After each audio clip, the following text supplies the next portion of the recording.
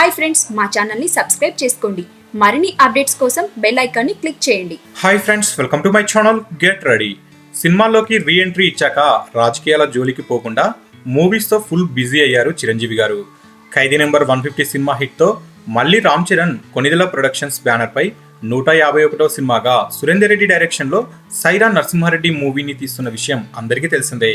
ప్రముఖ స్వాతంత్ర సమరయోధుడు ఉయ్యాలవాడ నరసింహారెడ్డి జీవిత కథ ఆధారంగా తీస్తున్న ఈ భారీ బడ్జెట్ చిత్రానికి ఎంతైనా సరే వెనుకడుగు వేసేది లేదనేసి ఇదివరకే రామ్ చరణ్ ప్రకటించిన విషయం తెలిసిందే.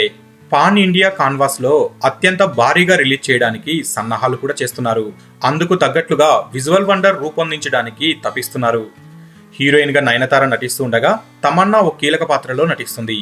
విజయ్ సేతుపతి, అమితాబ్ బచ్చన్, జగపతి బాబు, కిచ్చా సుదీప్ వంటి భారీ తారగణం ఇందులో నటిస్తున్నారు.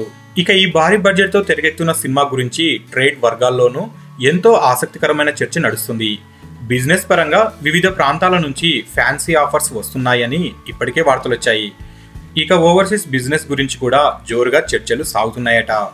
అమెరికాతో సహా ఓవర్సీస్ రైట్స్ కి 40 కోట్లు డిమాండ్ చేశారు అనేసి అంటున్నారు. అయితే అంత పెద్ద బిజినెస్ సాగాలంటే బాహుబలి రేంజ్ లో ఉండాలి. ఓవర్సీస్ లో రంగస్థలం $3.5 మిలియన్ ను వసూలు చేసింది.